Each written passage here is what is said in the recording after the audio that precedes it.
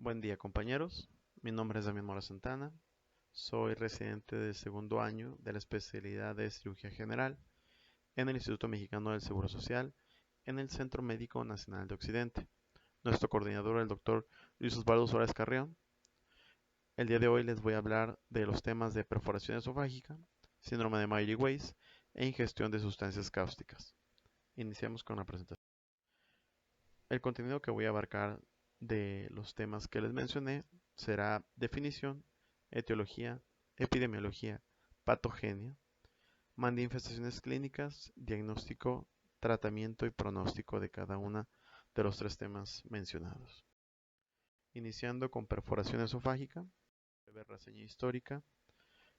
Es este médico, el doctor holandés Herman Boerhaave, que describe el primer informe de perforación esofágica espontánea en 1724, el cual describe la muerte de un almirante de la flota holandesa en ese mismo año, después de un episodio de vómitos autoinducidos por una comida abundante.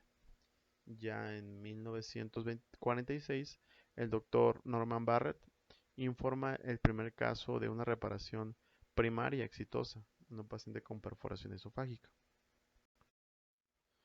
Hablando de definición de perforación esofágica, es un síndrome caracterizado por una amplia gama de afecciones que tienen en común la alteración transmural del esófago. Ya hablando de etiologías de perforación, vamos a ver que 60% de las perforaciones esofágicas son debidas a realización de endoscopías y todos los procedimientos que se pueden realizar con esta. Tal es el caso de una dilatación con balón, por ejemplo, en un paciente con acalasia, el cual reporta una incidencia de perforación del 2%. Asimismo, en un paciente con acalasia, la realización de un procedimiento POEM, el cual reporta una incidencia de perforación de 3%. Otros procedimientos que también reportan perforación esofágica por vía endoscópica son ablación de una, un cáncer en estadios tempranos o displasia de alto grado a nivel de la mucosa esofágica. Otras causas de perforación son las no relacionadas, los procedimientos no relacionados con endoscopía.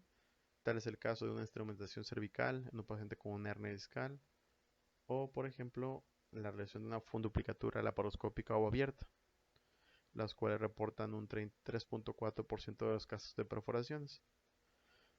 La segunda causa de perforación esofágica es el síndrome de Boerhaave, el cual en la bibliografía consultada reporta un 8 al 56% de los casos. Shackelford menciona una incidencia de 15%. Este síndrome de Boerhaave es debido a una ruptura barotraumática espontánea del tercio inferior del esófago, secundaria a un aumento brusco de la presión intraesofágica, reportada de hasta 290 milímetros de mercurio, durante un vómito, asociado con ausencia de relajación del esfínter esofágico inferior. Esta misma perforación se reporta en un 80% de los casos de localización en el borde izquierdo del tercio inferior del esófago torácico y mide en promedio de 3 a 6 centímetros en la bibliografía encontrada. Otras etiologías también encontradas como causas de perforación esofágica son la ingestión de objetos extraños, monedas, una causa común de ingestión de cuerpos extraños, pilas de baterías, también otra causa común, alimentos, otra causa de ingestión de cuerpos extraños que pueden perforar el esófago. Los traumatinos penetrantes a nivel del cuello también tienen una alta prevalencia de perforación esofágica y las cuales aumentan la mortalidad cuando se asocian con lesiones traqueales. Los tumores del esófago también tienen una incidencia de perforación del 5 al 8%, más relacionada con tumores escamosos. Y la ingestión de sustancias cáusticas, también causa común de perforación esofágica. Posteriormente este tema se los voy a presentar. Otras causas menos comunes de perforación son la maniobra de Helmich, también produce perforación. Esofagitis eosinofílica, también tiene una incidencia baja, pero también tiene que tomarse en cuenta. Medicamentos como las tetraciclinas, en este caso doxiciclina, puede producir una perforación esofágica. Y procedimientos como la colocación de sondas nasogástricas, nasoyeyunales. En esta tabla indico los tipos de perforaciones, las causas que pueden producirlas y los hallazgos clínicos que nos pueden orientar a un diagnóstico oportuno de la perforación.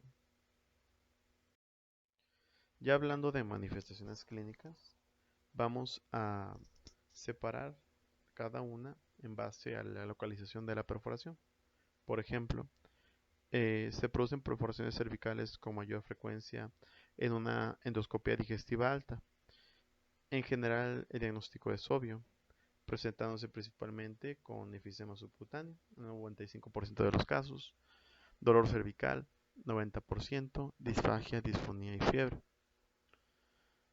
Hablando de perforación torácica, se encuentran los pacientes con vómitos en un 84% de los casos, dolor torácico, 79% de los casos, disnea, 53% de los casos, dolor epigástrico y disfagia. En este caso, en un tercio de los pacientes puede encontrarse la llamada tríada de Mackler, la cual está compuesta por dolor torácico, vómitos y efisema subcutáneo.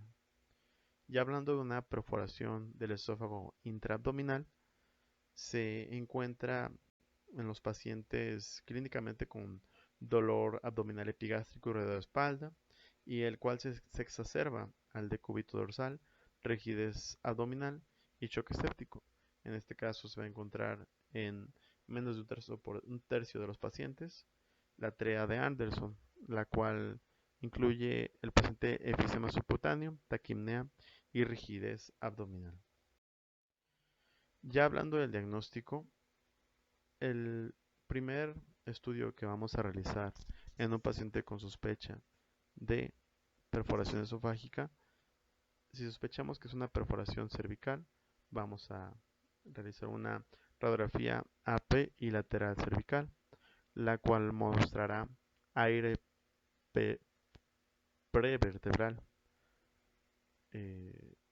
Asimismo, en un paciente con sospecha de perforación esofágica, principalmente del esófago torácico, vamos a realizar una radiografía AP y lateral. Principalmente la radiografía torácica AP se encontrará anormal en el 90% de los casos, y en esta misma se puede encontrar derrame cerebral, neumotórax, hidroneumotórax, neumoperitoneo, neumediastino, como es el caso de la foto, efisema subcutáneo también en las flechas negras. Algo importante con las radiografías es que para que se establezcan los hallazgos radiográficos, está descrito que tiene que pasar más de una hora. Entonces, el hecho de que un paciente sospeche de radiografía esofágica, sospecha de perforación esofágica, perdón, y se le realiza la radiografía en menos de una hora, el hecho de que se encuentre normal no significa que no se encuentre los hallazgos o no se encuentre una perforación. No descarta la posibilidad de que se pueda estar perforado el esófago. Asimismo, se puede realizar un esofagograma con contraste hidrosoluble, el cual requiere a un paciente alerta y cooperativo que pueda tragar, y se debe de valorar realizar en un paciente con riesgo de aspiración. Tales son los pacientes que se encuentran ancianos, que se encuentran intubados, porque estos mismos tienen un gran riesgo de aspiración del contraste, aún siendo un contraste soluble, tiene también su riesgo de neumonitis. Una alternativa a los pacientes que se encuentran con estos factores de riesgo es realizar una tomografía con contraste intravenoso, la cual es algo importante con el esofagograma, es que resulta una tasa de falsos negativos del 10 al 38%. Entonces el hecho de que se encuentre normal no significa que no se encuentre perforación esofágica. Lo que les comentaba, un paciente con riesgo de aspiración del contraste en el esofagograma, se le realizó una tomografía, el cual es un estudio de primera línea, una tomografía simple. Los hallazgos que se pueden encontrar en la tomografía son neumomediastino, neumoperitoneo, efisema subcutáneo, líquido o inflamación en el mediastino. Esta misma, la tomografía, tiene una sensibilidad del 90 al 100%. Entonces es muy frecuente que casi o todos los pacientes con perforación esofágica se encuentren hallazgos, los cuales nos indiquen una perforación. Asimismo, está indicado realizar endoscopía diagnóstica en pacientes con sospecha de perforación y hallazgos dudosos en la tomografía. La endoscopía diagnóstica para perforación es confiable y segura en manos experimentadas. No obstante, los riesgos potenciales de agrandar el tamaño de la perforación y agravar la contaminación de los pasos circundantes justifican la precaución y limitan su uso como un examen de primera línea, ya que en este caso es la tomografía. Ningún estudio diagnóstico es único para realizar un diagnóstico de una perforación esofágica. Como resultado de las limitaciones de cada uno de estos estudios diagnósticos, se requiere un juicio considerable por parte del médico, así como una utilización óptima de los estudios, teniendo en cuenta la sospecha de una fuga, la información que se quiere tener con el estudio, las comorbilidades del paciente y el estado del paciente, así como las posibles alternativas terapéuticas. Algo sí muy importante es que la endoscopía tiene una sensibilidad del 100% y una especificidad del 83%, por lo que sí también es un estudio importante para el diagnóstico, mas sin embargo no es el estudio de primera línea. Como lo mencionamos, la tomografía es el estudio diagnóstico de primera línea en perforación esofágica. Los diagnósticos diferenciales en un paciente con perforación, los síntomas que se presentan en el paciente nos pueden indicar que se puede estar ante un infarto al miocardio, una úlcera perforada, una pancreatitis aguda, una disección aórtica, un neumotórax espontáneo o una enfermedad pulmonar dentro de todas las que se puedan encontrar, por lo que se subraya la importancia de mantener siempre el diagnóstico de perforación esofágica en mente. Se deben definir las circunstancias que rodean al paciente, principalmente basándonos en los factores de riesgo y los antecedentes que pudiera tener. Objetivos, ya hablando de tratamiento, los objetivos que se deben de tener al momento de tratar a un paciente con perforación esofágica, se debe de tratar la infección, prevenir la contaminación séptica continua, proporcionar un apoyo nutricional y restaurar la continuidad del tubo digestivo, ya sea de una forma aguda o una forma crónica. Posteriormente les voy a explicar cuándo es indicado cada una. Y hablando del tratamiento médico conservador, se prescribe ayuno estricto en el paciente hasta que se tenga un control radiológico. En base a los hallazgos que se encuentran en ese control, se decidirá el ayuno más prolongado o inicio pronto de la vía enteral. En caso de que se tengan más de 7 días con ayuno, se debe iniciar la nutrición parenteral total. Esto hablando del contexto de un paciente con manejo conservador. Asimismo, se debe de administrar profilaxis antibióticas en todos los pacientes, la cual debe abarcar antibiótico terapia para anaerobios y gérmenes aerobios por 14 a 21 días. Esto es variable dependiendo de la bibliografía.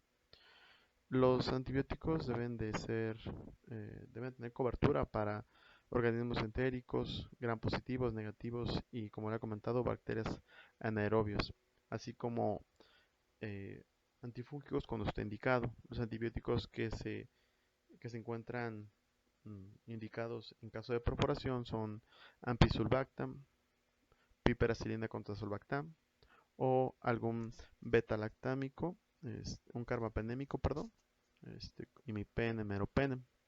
En caso de alergia a los beta-lactámicos, se utiliza clindamicina o ciprofloxacino como alternativa muy válida. Y si el paciente tiene riesgo para tener afectación por hongos, tal es el caso de estos factores de riesgo, son pacientes que han sido hospitalizados o que recibieron anteriormente antimicrobianos de alto espectro, pacientes que reciben terapia antiácida a largo plazo, pacientes que reciben esteroides u otra terapia inmunosupresora, pacientes los cuales tienen infección por VIH o pacientes ya conocidos con candidiasis esofágica. En estos mismos la terapia indicada pues, es fluconazol.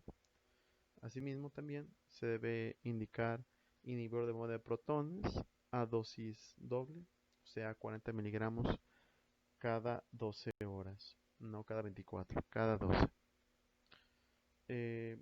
Estos criterios fueron introducidos por Cameron en la década de los 90, los cuales se deben de cumplir todos para mantener un paciente con manejo conservador, los cuales son estabilidad hemodinámica, no drenaje del contenido esofágico a la cavidad, no debe de existir proceso maligno, obstrucción o estenosis, la perforación debe de estar bien circunscrita, no deben de existir datos de sepsis, el drenaje debe de ser con regreso al esófago y la perforación reciente debe de ser menos de 24 horas. Estos mismos fueron modificados por Altor Hub y colaboradores en el 97, los cuales indican un manejo conservador en caso de que se tenga una perforación pequeña y contenida con mínima contaminación extraluminal. El contraste del esofagograma debe de drenarse hacia el lumen esofágico. Deben de existir síntomas mínimos, no signos o mínimos signos de sepsis y ausencia de patología esofágica como malignidad o estenosis distal. Posteriormente, en el 2009, se introdujeron la clasificación de Pittsburgh, las cuales incluye estos puntos en base a factores clínicos y radiológicos para ayudar a la toma de decisiones, al igual que los criterios anteriores, y decidir un manejo conservador. Si se tienen 2 o menos puntos en esta clasificación, se puede dictar un manejo conservador. El 20% de los pacientes que se encuentran con un manejo médico conservador posteriormente van a requerir la realización de terapia intervencionista o quirúrgica. Asimismo, se debe de colocar desde el inicio de la evaluación del paciente, si se requiere, una toracostomía para drenar derrames pleurales o tratar un neumotórax. Las medidas adicionales deben apuntar al control de la sepsis mediante el uso de técnicas radiológicas percutáneas en un paciente con colección a nivel cervical o colecciones torácicas también. Entonces, los pacientes que cumplen con los criterios pueden ser tratados con antibióticos intravenosos Nada por vía oral, con observación cercana en un entorno clínico monitorizado. Y la duración de esta terapia conservadora está dictada por la clínica del paciente. La endoscopia de seguimiento o la imagen radiográfica es útil para determinar la resolución de la perforación, que está dictada igual por la evolución del paciente. Ya hablando de tratamiento intervencionista por vía endoscópica, se encuentran eh, la colocación de stents endoscópicos, clips o sistema de vacío endoluminal, el cual ha cambiado en gran medida el manejo de perforación esofágica, y atrogénica. En este caso, el tratamiento endoscópico es el estándar de oro para cerrar la perforación que ocurre y que se reconoce durante un procedimiento endoscópico. En los últimos años se han realizado nuevas técnicas endoscópicas, las cuales ya les comenté, principalmente bueno, los stents metálicos cubiertos, autoexpandibles, o los de plástico también autoexpandibles. La mayoría de las prótesis utilizadas son recubiertas y se extraen posteriormente. Es variable el tiempo bueno, depende de la bibliografía. Unas indican que 2 a 4 semanas, otras de 4 a 6 semanas.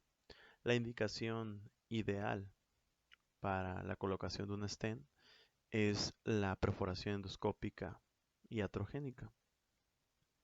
Durante la resección de mucosa o disección de su mucosa en un paciente con displasia previa a un adenocarcinoma, por ejemplo. Otras indicaciones son para colocación de endoprótesis, son perforaciones pequeñas iatrogénicas tempranas en perforaciones esofágicas, cervicales y abdominales. Son contraindicaciones relativas la colocación de estas mismas, debido al alto riesgo de migración en estos lugares. Otras indicaciones para colocación de stent son pacientes con una perforación intramural precoz, perforación transmural dentro del cuello o del esófago cervical, perdón, o el mediastino con drenaje de nuevo al esófago, la ausencia de enfermedad esofágica obstructiva y la presencia de mínima sintomatología o como sepsis. Las principales series de la literatura este, indican que tiene una tasa de curación, una perforación con colocación de stent del 92 al 100%. Asimismo, también se encuentra la colocación por vía endoscópica de clips y también la aplicación de fibrina, las cuales estas dos últimas se encuentran indicadas en perforaciones de menos de 2 milímetros. Algo importante que se debe de mencionar en cuanto a los stent es que la principal complicación que se presenta es la migración del stent, con una incidencia del 6 al 35%. Entonces, también no está exenta de complicaciones. Y también es una herramienta útil los stents en un paciente que tiene una fuga persistente o una perforación después del tratamiento quirúrgico. Entonces, también es necesario considerar este tratamiento. Lo que les comentaba de los clips, de preferencia en colocación en perforaciones de menos de 11 milímetros y que tengan menos de 2 días de la perforación. Este artículo de 2017, en una revisión sistemática, el cual indica que los stents autoexpandibles para el tratamiento de fugas esofágicas o perforaciones, ya sea iatrogénicas, espontáneas o posoperatorias, dio como éxito del 88% de los casos, con una mortalidad del 7.5% de los casos, en comparación con la cirugía, la cual tuvo un menor éxito del 83% de los casos y una mortalidad del 17% de los casos, lo que lleva a estos autores de este artículo a que indiquen que los stents esofágicos es una terapéutica efectiva tan comparada con el tratamiento quirúrgico. Bueno, ya hablando de los accesos quirúrgicos, eh, hablando de la localización de la perforación, cuando se tiene una perforación a nivel cervical, se debe de realizar una cervicotomía izquierda. En el caso de una perforación del esófago intratorácico proximal y medio, se debe realizar una toracotomía derecha en el sexto espacio intercostal. En el caso de una perforación del esófago distal, se debe de realizar una toracotomía izquierda en el séptimo espacio intercostal. Y para perforaciones del esófago abdominal, se debe de realizar una laparotomía en línea media. Hablando del tratamiento quirúrgico conservador, este incluye el desvidramiento del tejido infectado o necrótico. Se debe de realizar sutura de la perforación, drenaje de las colecciones, tratamiento de obstáculos distales y una alimentación hipercalórica hiperproteica, ya sea parenteral. El tratamiento quirúrgico conservador indica la reparación primaria de la perforación. Siempre que la perforación se identifique, la sutura primaria es la técnica recomendada para la mayoría de los autores. Más que el intervalo entre la perforación y cierre, es más importante tener una viabilidad de los bordes de la perforación, verificar la coloración de la misma, la magnitud de la pérdida de la sustancia, así como la condición en la que se encuentra el paciente. Se debe de retirar todo el tejido necrótico. Después de esto, se incide en la capa muscular a lo largo de las fibras musculares, superior e inferior a la perforación, para exponer la lesión de la mucosa completamente. La falta de visualización de la perforación de la mucosa es una causa de una fuga persistente. Entonces se debe de crear una anatomía proximal y distal de la lesión para realizar un cierre adecuado. Se suturan los bordes con, con submucosa y mucosa, con suturas absorbibles, y la capa muscular se sutura con suturas no absorbibles ininterrumpidas. El riesgo de ruptura de la sutura es del 25 al 50% a pesar de la técnica utilizada. Las contraindicaciones para realizar una reparación primaria son estas, entre las que se encuentran, bueno, la necrosis mediastínica difusa, neoplasia maligna, un paciente que se encuentra clínicamente inestable, también es otra indicación para no realizar un cierre primario. Bueno, entonces, hablando del tratamiento quirúrgico no conservador, eh, bueno, en este caso, pues ya hablando de reparación primaria, se puede utilizar un colgajo. El principal colgajo en una perforación cervical es el músculo esternocleidomastoideo. Otros son el romboideo, el pectoral o un músculo intercostal. Se debe realizar una reparación primaria de una perforación si se puede visualizar, como anteriormente ya lo había mencionado, y no existe obstrucción distal. Las fugas del esófago cervical que se presenten posteriores se pueden resolver con antibióticos solamente. Si la condición clínica se deteriora, se desarrolla una defensa del cuello o existen pistas de fluido de fugas hacia el mediastino, se debe realizar un manejo quirúrgico a través de la incisión cervical. Sin embargo, si la perforación no se visualiza claramente o la interrupción excede el 50% de la circunferencia del esófago o existe una exploración quirúrgica tardía, se recomienda un drenaje externo. Alternativas puede ser la colocación del sistema VAC. Aparte, bueno, lo que les he comentado, el músculo esternocleidomastoideo se utiliza como colgajo. Ya en un paciente que presenta una perforación torácica, el colgajo más utilizado es el músculo intercostal. Otros colgajos que se pueden utilizar es un serrato, el músculo serrato, perdón, el dorsal ancho o un parche con pericardio. Si la perforación se tiene que localizar y reparar de forma primaria con relación de estos colgajos.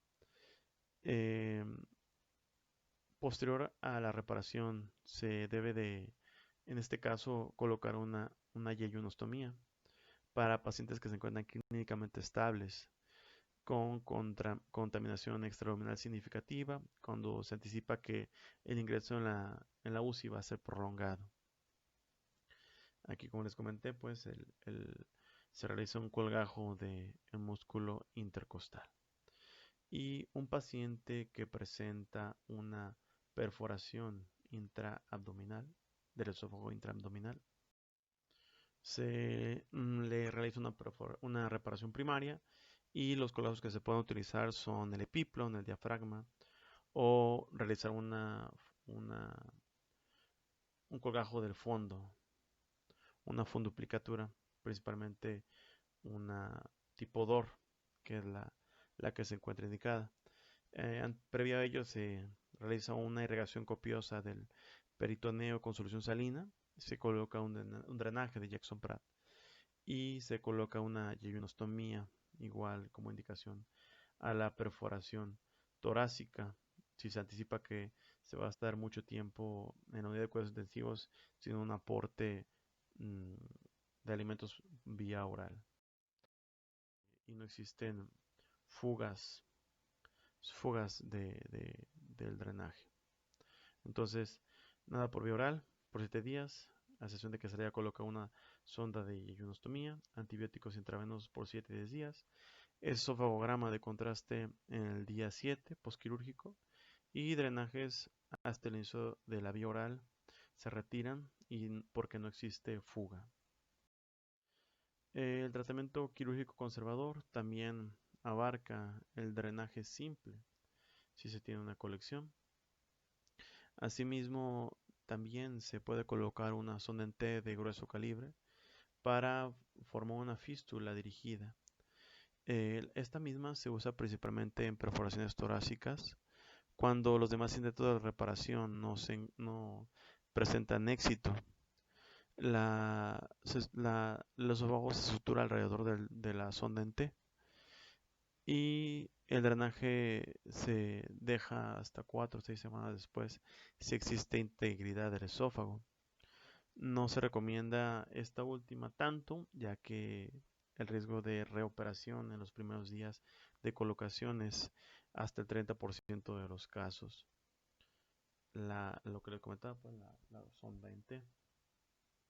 La exclusión esofágica, de dejar una fístula salival, está indicada en un paciente que se encuentra inestable.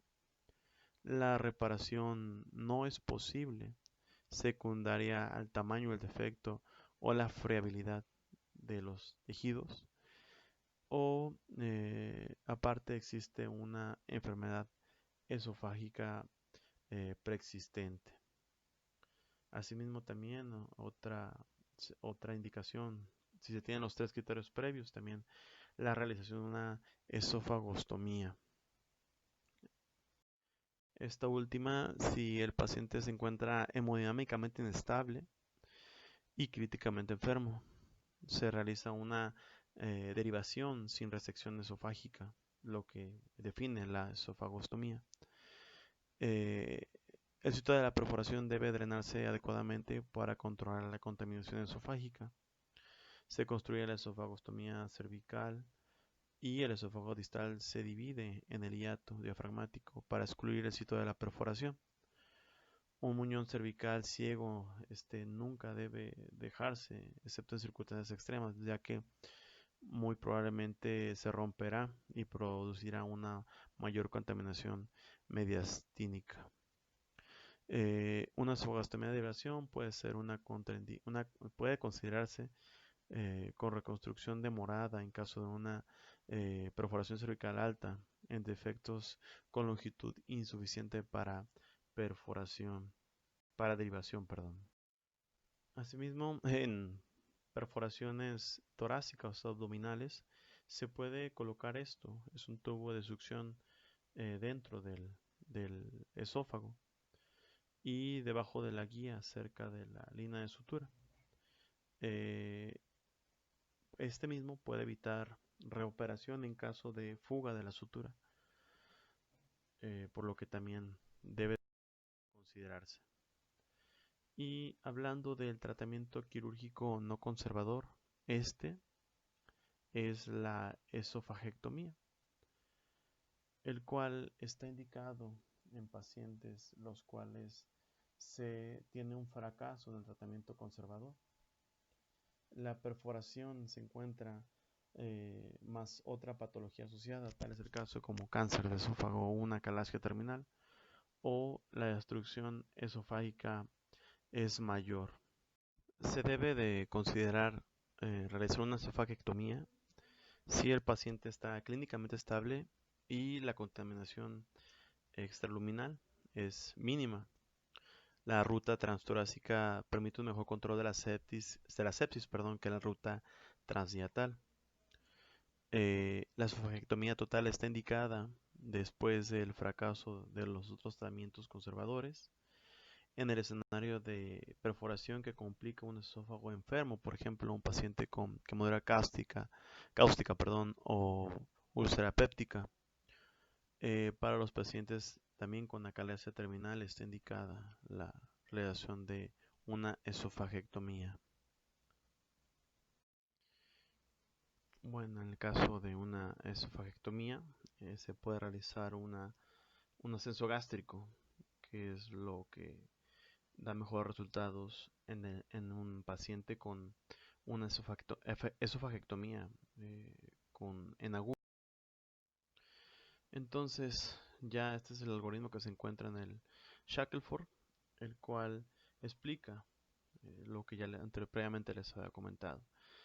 Entonces, ya como en el pronóstico, bueno, la mortalidad es del 13.3% al 20% de todos los casos de perforación esofágica.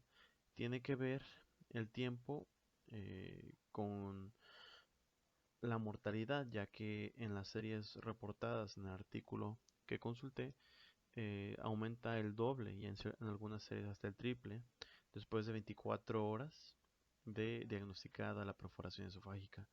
La localización, pues se ha visto que los pacientes con una perforación esofágica a nivel torácico tienen mayor mortalidad.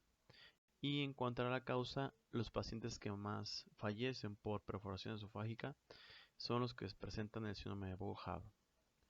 Entonces, esto es todo con respecto a el manejo, el diagnóstico, tratamiento de perforación esofágica. En los próximos temas yo voy un poquito más rápido, ya que perforación esofágica es un poquito más extenso. El síndrome de Mallory-Weiss se define como una laceración longitudinal de la pared de la unión gastroesofágica. No perforante, algo muy importante a diferencia del síndrome de Bow-Haber, que da como resultado una hemorragia gastrointestinal. En cuanto a algunos datos epidemiológicos, el síndrome de Mallory-Weiss, el 1 al 15% de las causas de sangrado de tubo digestivo alto y el 5% de las causas de sangrado de tubo digestivo alto en niños. Tiene un pico de incidencia de los 40 a los 60 años y de 2 a 4 veces más común en hombres. ¿Sale? Entonces, hablando de etiología, es importante recalcar que el síndrome de Mallory-Weiss se encuentra muy estrechamente relacionado con los pacientes que tienen ingesta crónica de alcohol. en un 50-70% de los casos. Asimismo, se encuentra una hernia hiatal, no en todos los pacientes, solamente reportado en el 23 al 82% de los casos, por lo que también tiene ahí una relación estrecha, pero no en todos los casos.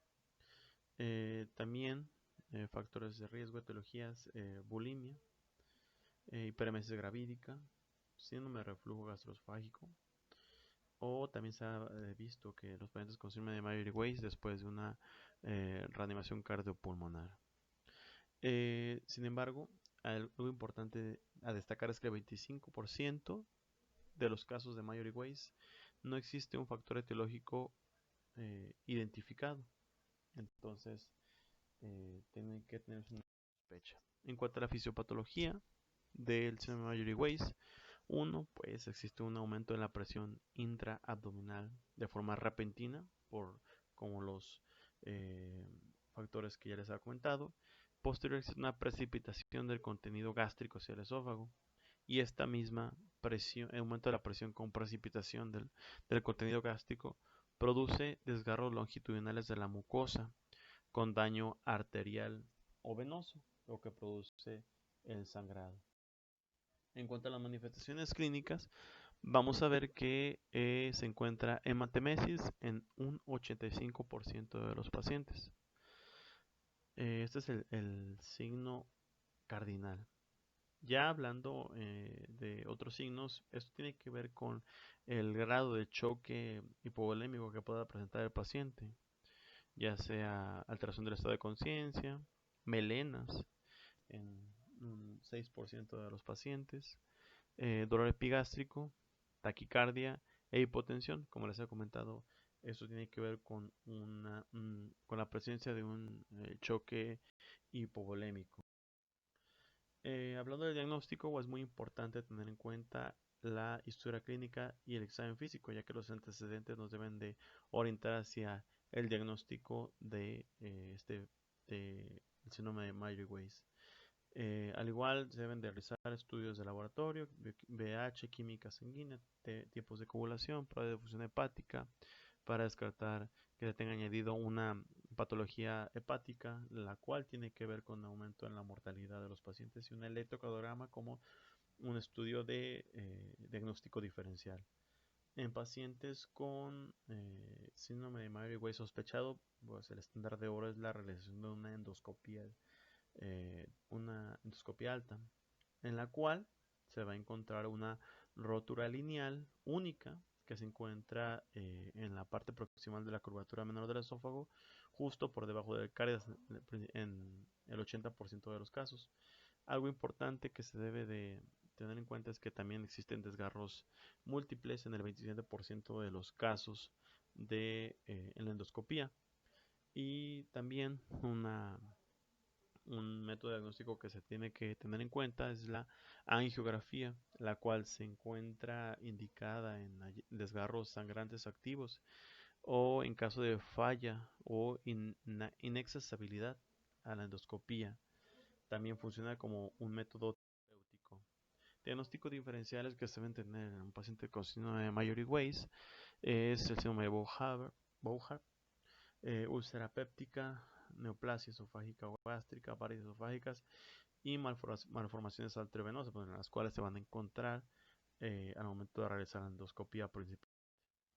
En cuanto a tratamiento, pues conservador es lo que se tiene en 90% de los casos, lo que se tiene mejoría, y no es necesario hacerse más procedimientos. Lo principal, como todo sangrado gastrointestinal o paciente en estado grave, pues el protocolo ABC. Se debe de instalar un acceso intravenoso de grueso calibre si tiene choque hipovolémico, administración de soluciones isotónicas, Harman o solución salina. Y si se tiene una hemoglobina inferior a 8 gramos por decilitro o presenta signos de shock o tiene hemorragia severa, se debe de administrar concentrado de eritrocitario y asimismo administrarlos en relación 1 a 1 con plaquetas y plasma fresco congelado para evitar una coagulopatía por consumo. Eh, También se debe de administrar inhibidores de bomba de protones junto con el tratamiento el diagnóstico endoscópico y antieméticos como ondansetron, ya que se debe de prevenir un nuevo episodio de vómito que pueda agravar el sangrado de un Maury Weiss. Asimismo, todas las recomendaciones de los consensos internacionales sobre hemorragia digestiva alta se debe de realizar el cálculo de los sistemas pronósticos de sangrado de tubo digestivo alto. Una de ellas es el puntaje de Rollcar y la escala de Blackford para decidir si un paciente tiene riesgo bajo o alto de recidiva de la hemorragia y en base a ello decidir egreso hospitalario u hospitalización del el tratamiento que se debe de realizar vía endoscópica principalmente se administra, se realiza si el sangrado es activo o recurrente, ya sea administración de adrenalina, electrocoagulación monopolar, coagulación con plasma de argón, agentes esclerosantes como cianocrilato o ligadura con banda endoscópica como las varices esofágicas. Y en caso de que se tenga falla con la terapia endoscópica o no se encuentre disponible, pues se realiza una angiografía con embolización transcatéter con gel espuma o un agente vasoconstrictor como terapia de rescate. Y el tratamiento quirúrgico en un síndrome de Maury Weiss pues actualmente no es aplicable en la mayoría de los casos, en una minoría reportado del 2 al 3% de los casos de Maury Weiss es la realización de cirugía con ligadura del vaso sangrante. Este se tiene que tener en cuenta en caso de una alternativa, si un radiólogo intervencionista para realizar la angiografía con embolización transarterial no está disponible o no se presenta respuesta a esta misma terapia o las condiciones del paciente no son buenas para la realización de la angiografía. Entonces, en estos casos ya se puede considerar la terapia quirúrgica. Y ya hablando en cuanto al pronóstico de los pacientes, el 7% presenta un sangrado recurrente en 24 horas, presenta una mortalidad global del 5%, a mayor edad y presencia de comórbidos, obviamente pues mayor morbimortalidad. Y algo importante es que el sangrado de la endoscopia inicial y un hematócrito bajo se asocian con una mayor mortalidad en todos los pacientes. Bueno, y ya por último, el tema de ingestión de sustancias cáusticas. La ingestión de sustancias cáusticas implica un daño a la pared del esófago secundario al contacto físico directo con un ácido o una base o álcali a través de una respuesta inflamatoria bien descrita. Hablando de la etiología, pues es un innumerable cantidad de sustancias que pueden considerarse cáusticos y que se encuentran dentro de los aditamentos que se utilizan en el domicilio. La principal causa de ingestión de sustancias cáusticas es el hidróxido de sodio o el hidróxido de potasio, la sosa cáustica, la cual se utiliza para limpieza de los excusados o limpiadores de moho o removedores de grasa, como el álcali más común y en realidad pues el más común de todos los cáusticos. Asimismo, pues se encuentra el ácido fosfórico, el que se utiliza para remover moho, el ácido oxálico, que se utiliza para pulir el metal, el fenol, desinfectante de superficies, etcétera. Todos ellos pues son causas de ingestión que pueden dañar la mucosa esofágica y gástrica.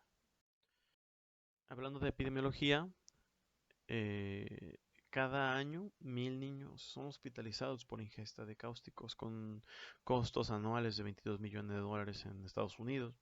Las ingestas accidentales ocurren en la mayoría de menores de 5 años y 39% de menores de 6 años fueron hospitalizados y solo el 8% requirió un tratamiento eh, de hospitalización, en contraste con el 48% de los adultos que fueron ingresados, ya que un 81% de estos requirió tratamiento y hospitalización.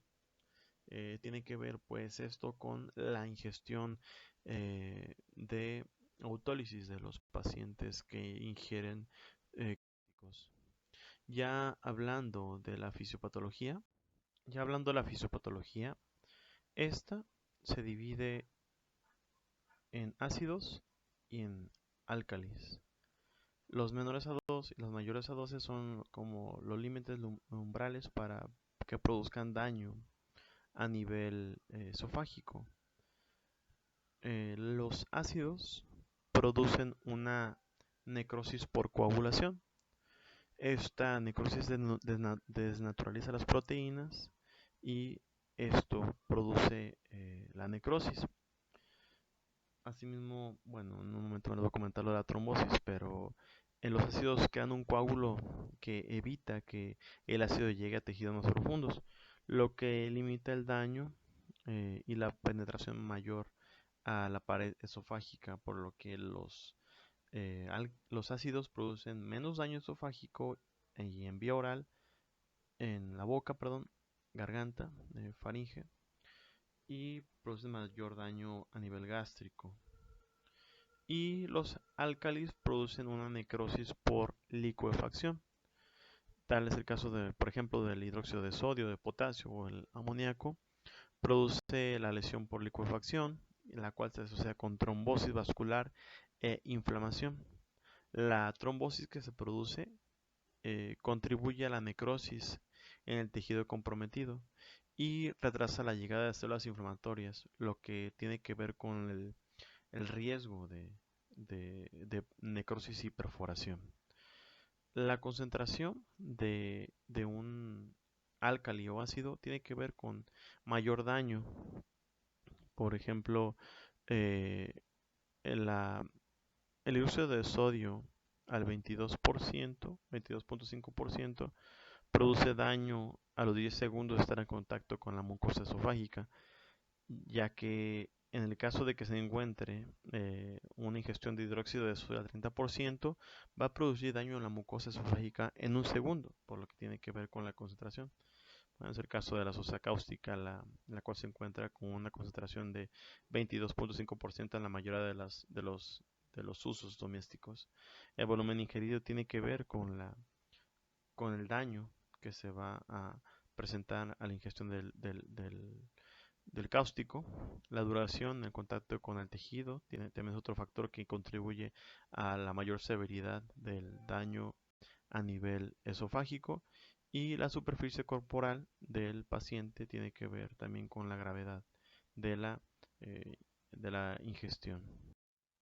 Además, hablando de más fisiopatología de los cáusticos, la necrosis aguda se produce en las primeras 72 horas. Eso tiene que ver con necrosis por licuefacción superficial, inflamación aguda, trombosis vascular e infiltración bacterial y hemorragia de los tejidos. Esta es la primera fase. La segunda fase ocurre, bueno, también llamada granular ulcerativa, ocurre de los 3 días a las 3 semanas de la ingesta del cáustico, la cual comienza con desprendimiento del tejido necrótico, el cual se produjo en la primera fase, resultando úlceras de todo el espesor, de todo el esófago que tuvo en contacto con el cáustico.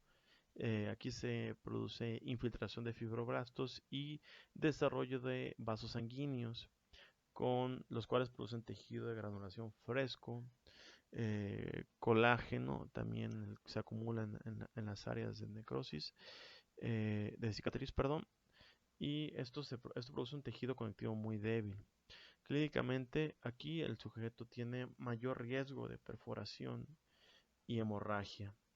Y ya hablando de la tercera fase, eh, que es cicatrización y constricción de estenosis, perdón, de una eh, ingestión, una lesión por cáusticos, ocurre de las 3 semanas a los 3 meses. Aquí las células inflamatorias ya no se encuentran, son reemplazadas por densas bandas fibróticas en la capa muscular y submucosa. Existe repitelización con células escamosas. En esta fase, el tejido conectivo se vuelve muy denso, lo que genera estrechamiento de la luz esofágica y, en su caso, estenosis, que comprende una de las complicaciones de la ingestión de sustancias cáusticas.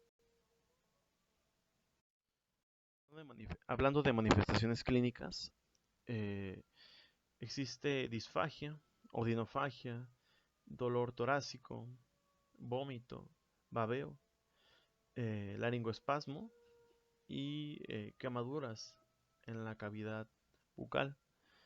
Este artículo, el cual se, se el objetivo de este fue encontrar el pronóstico inicial de signos y síntomas como indicadores de severidad, y aquí se encontró que el babeo, quemaduras en la mucosa oral y el recuento de glóbulos blancos fueron los factores que más útiles fueron para predecir una lesión esofágica de gravedad. Entonces hay que tomarlos en cuenta al momento de analizar a un paciente. Ya hablando del diagnóstico, se debe de realizar una historia clínica y exploración física como en todo paciente. Más sin embargo, aquí se debe realizar de una forma muy importante.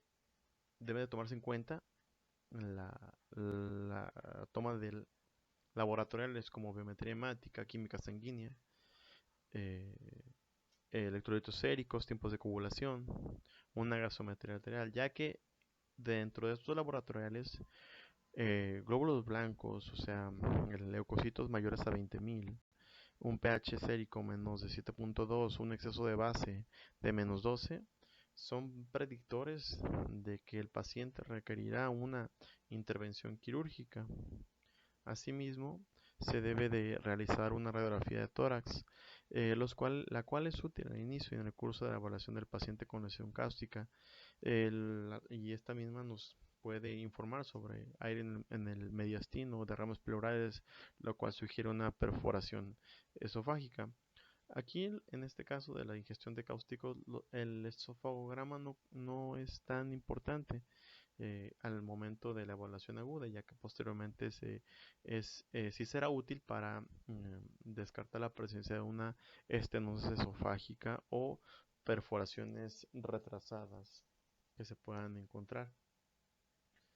En este caso, el estudio también estándar al momento de evaluar un paciente con ingestión de sustancias cáusticas es la la tomografía computarizada. La tomografía computarizada se debe de realizar 3 a 6 horas después de la ingestión del el cáustico para pacientes que están demasiado enfermos para someterse a una endoscopía. La tomografía es la técnica diagnóstica de elección. En este caso, esta tabla sobre los grados de severidad de los hallazgos tomográficos la, la, la encontré en Shackelford. Más sin embargo, en el artículo de revisión de la Sociedad de Cirujanos de Emergencias Médicas se encuentra esta. Y en base a esta tomografía, a estos hallazgos tomográficos, se decide el tratamiento. Posteriormente les voy a decir eh, en base a qué grado se decide la norma a seguir. Bueno, el diagnóstico se debe de tener en cuenta que la endoscopía está indicada en todos los pacientes pediátricos y en pacientes adultos que tienen ingestión de sustancias cáusticas se debe de valorar el estado del paciente para realización de endoscopía y en su caso valorar la realización de una tomografía, ya que también algo importante es que la tomografía tiene relación eh, en los hallazgos tomográficos con el grado de afectación endoscópica en base al índice de Zagar. Y esta es la clasificación de Zagar, la cual nos dice, pues, un grado 0 es una mucosa normal, por ejemplo. Un grado 3A son áreas pequeñas de necrosis. Y un grado 4, aquí existe una perforación esofágica corroborada por endoscopía. En este caso se presenta una escala Zagar 2A y en esta un Zagar 3B. Aquí pues se especifican todos los grados de la clasificación de Zagar, los cuales se deben tener en cuenta porque en base a los hallazgos de la clasificación de Zagar es el algoritmo que les voy a mostrar posteriormente. Asimismo, bueno, un normal conducta en base a la tomografía, pero los algoritmos actuales se basan en tratamiento en base a la clasificación de Zagar. El primer paso para el tratamiento en la fase inicial es identificar cuál es el agente que eh, que se ingirió. Eso es lo más importante porque en base a ello se decide eh, tratamientos posteriores. Se debe igual tener un control de la vía aérea, administrar eh, soluciones isotónicas, ya sea Harman o solución salina, antibióticos. No hay una evidencia que los antibióticos prevengan estenosis. Más sin embargo, sí se justifica su administración en base al riesgo de que se tenga perforación esofágica. Los inhibidores de bomba de protones sí se indican en todos los pacientes a los cuales se sospecha la ingestión de sustancias cáusticas. En base a este estudio, pues se corroboró que sí es indicado administración a todos los pacientes. La administración de inhibidores de bomba de protones. Está totalmente contraindicado la inducción de emesis, administración de agentes neutralizantes y esteroides, algo muy importante. En base a este artículo se vio pues que los pacientes tenían un pronóstico sombrío o que tenían más riesgo de estenosis si se administraban esteroides. Más sin embargo, el artículo de nuevo publicado por el New England se dieron cuenta de que los pacientes que tenían lesiones esofágicas por endoscopía Zagar 2B tenían una mejor respuesta a la administración de corticoides con una menor incidencia eh, de estenosis esofágicas, por lo que en base al algoritmo que posteriormente les voy a mostrar, se utiliza un protocolo que incluye la administración de corticoides. El tratamiento en fase inicial, ya hablando de un tratamiento en fase inicial, un tratamiento no quirúrgico, en base a la tomografía, una lesión 2A o menor a ello, la anteriormente ya mencionada, una clasificación 3A o menor a ello, se puede dictar un manejo no quirúrgico,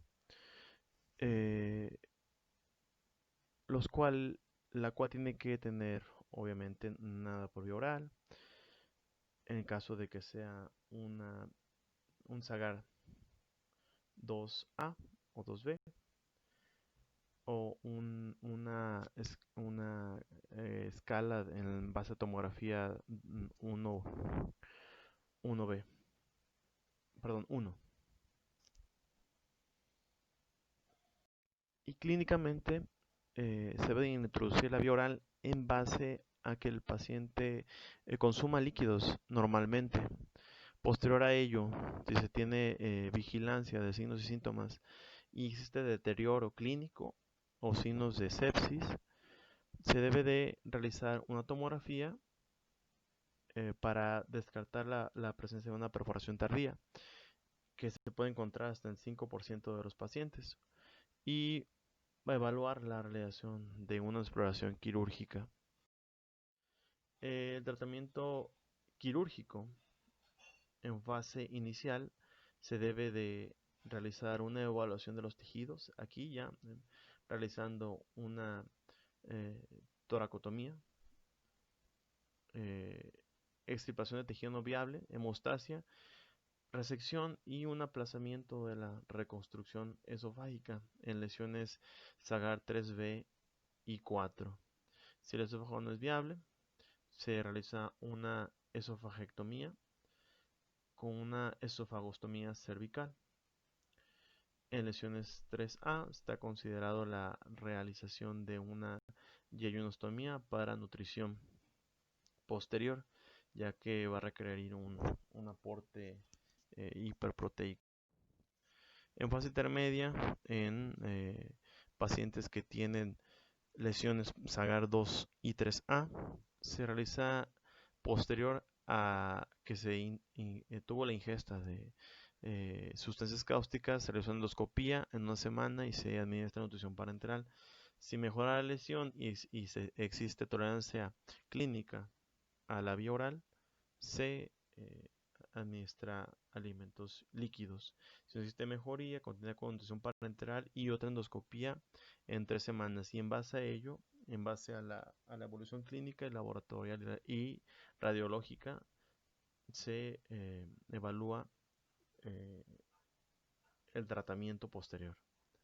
Aquí también se recomienda realizar una yeyunostomía para administración enteral nutricia.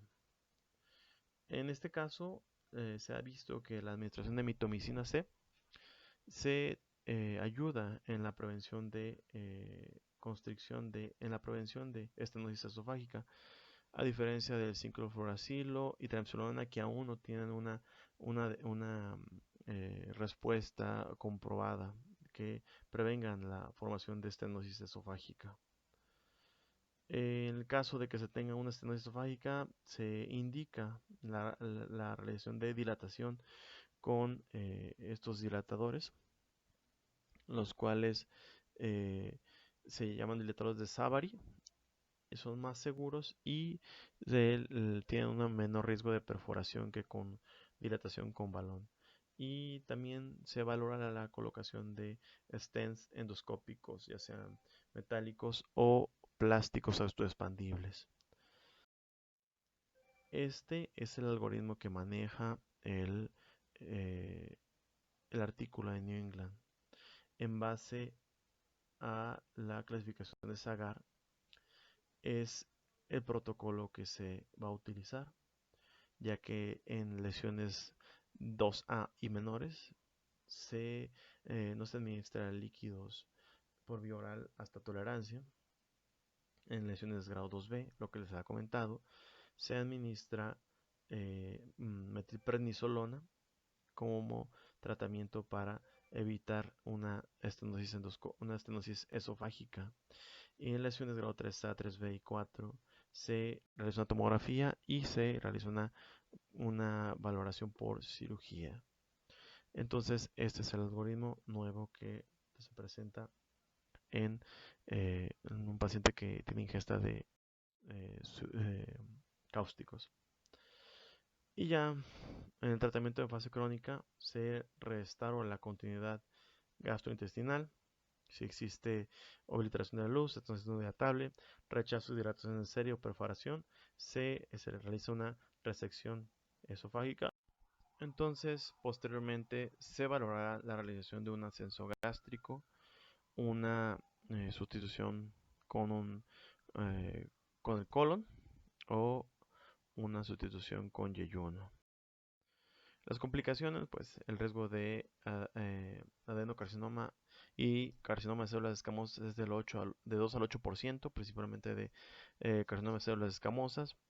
Perforación enfermedad por reflujo gastroesofágico lo presentan un 63.5% de los pacientes con ingestión de sustancias cáusticas y el pronóstico es eso, grado 1 y 2A. Tienen un pronóstico excelente sin morbilidad aguda, significativa o posterior formación de estenosis. Grado 2B, 3A, desarrollo de estenosis en el 70 al 100% de los casos. Y grado 3, mortalidad del 65%. Muchas gracias. Están las bibliografías. Y bueno, posteriormente nos seguiremos con demás temas. Buen día.